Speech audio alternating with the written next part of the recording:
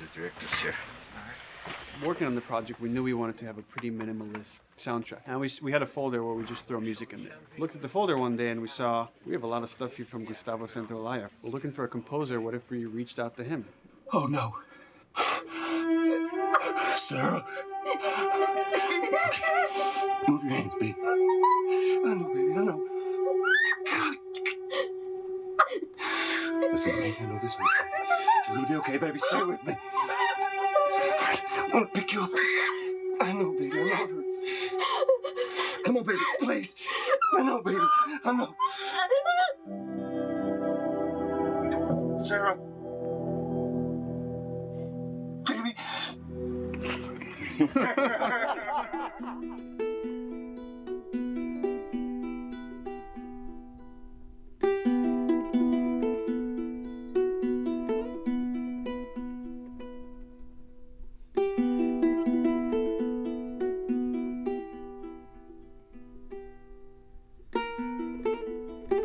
My life has been and still is kind of like a road movie. I grew up in Argentina. I came to the United States in 1978 because we had a horrible political situation in Argentina. We had a military dictatorship where 30,000 people disappeared at the hands of the government and many other more were tortured, and I was blacklisted. It was just impossible for me to keep on living there. I've been in jailed many times since I was probably 15 years old just because I had long hair and I play an electric guitar. So I had to embark on this trip. I can relate to that kind of need of movement and going to the next place and the next place and the next step.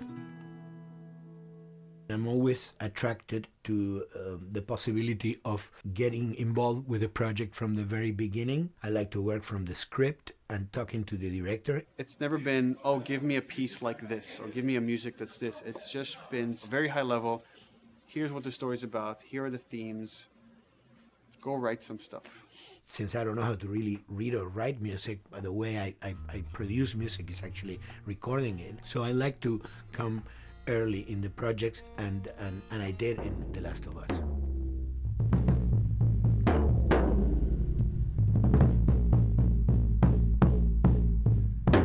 One thing that was fantastic from the very, very beginning was the freedom I had to try and to do whatever I felt could work, you know?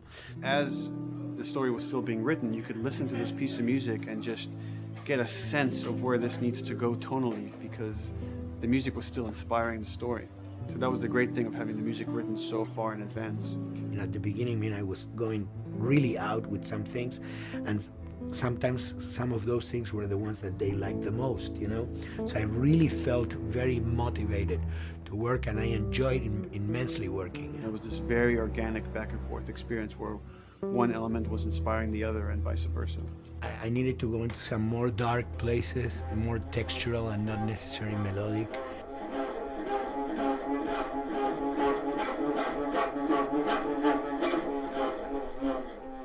I'm always trying to sort of push myself into playing instruments that I don't know how to play. There's an element of danger and innocence. Lennon once said, you know, give me a tuba and I will be able to do something. I'm an artist. I should be able to do something. I like to put myself in that situation.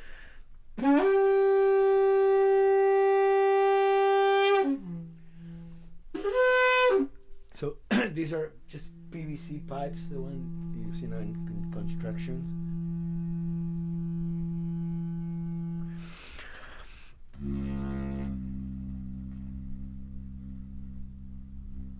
Or instruments that I know, kind of twist them. From the concept of the prepared piano, you know, I mean, I've worked with prepared guitar to stick things into the guitar and things like that. And also in The Last of Us in particular, I work with a detuned guitar. So I really tune the guitar extremely low. And the result is, you know, strings that are very loose and will produce not only sound, but produce noise. Because I believe, you know, every environment has its own sound. We have in our, you know, small studio, we have actually the possibility to record almost anywhere, including the bathroom. And we have done some fabulous recording, especially in the kitchen. When you score to picture, which is something that I don't do, then you know what you're going to expect. But when you provide people with music, like I've done in all the films that I've done, and then you see it, how the director decided to use that, you know, in what particular way he uses or where they edit it, it's always fascinating to me. I watch a scene and I'm going, you know, it's fantastic how they use this piece. I would have never, of all the music that I've done, probably I would have never used this piece there, but it works, you know, great. So I like that feeling of collaboration.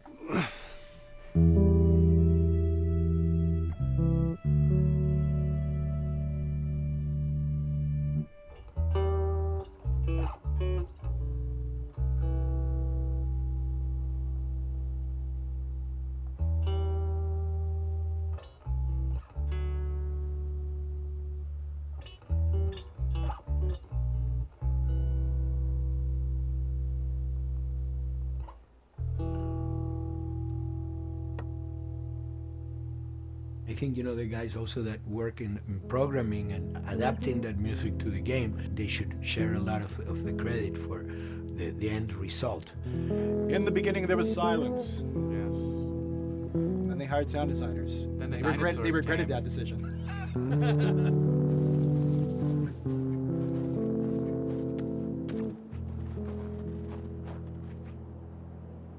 Hold it steady.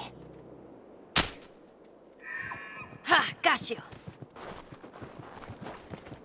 In a much quieter environment like that, we really had to fill out the soundscape with much more natural sounds, much more detailed, delicate sounds. The tension comes from the lack of sound, in a way. Your brain is thrown off because where I expect to hear buses and crowds, all of a sudden I hear wind and leaves rustling.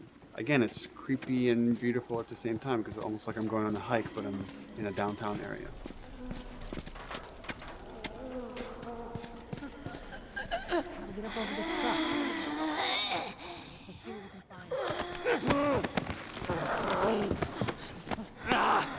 So Neil, I mean, we were going through the iterations, so he just did not want, like, yells and screeches and what he called, like, you know, kind of witchy qualities, Right. the cackling witch. He didn't want anything like that. It was a little bit of a head scratcher to figure out, okay, how do we make it sound human but not human? Yeah.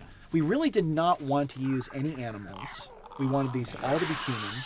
Derek and I basically decided to hire a couple of voice actors who did some interesting work vocally to see if they could come up with something. And we worked with this girl, Misty Lee. She started giving us these really great screeches. And that's no process. Yeah, that's just her voice. And it started going into this little click. We also used a little bit of Phil's voice.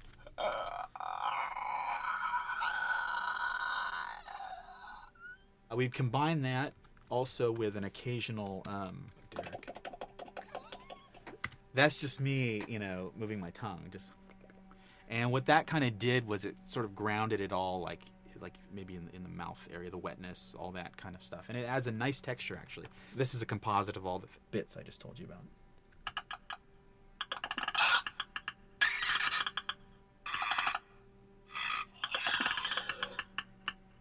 Sounds like a Snapple bottle.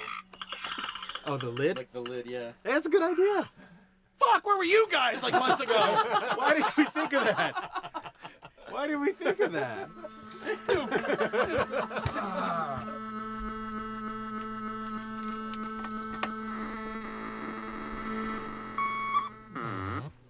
Viewers at home, you're probably wondering what this is. Let me tell you. About 10 years ago, I saw this Synthie A suitcase synth. I wanted to get one. This finally arrived in January, just in time to start using. I thought, well, what can I do with this?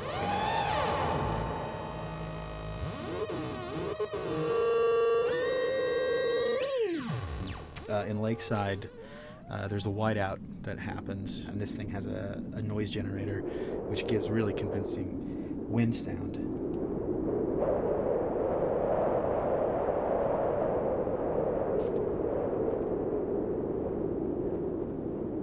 The military still has technology. There's sirens and alarms, so I wanted to try some new concepts.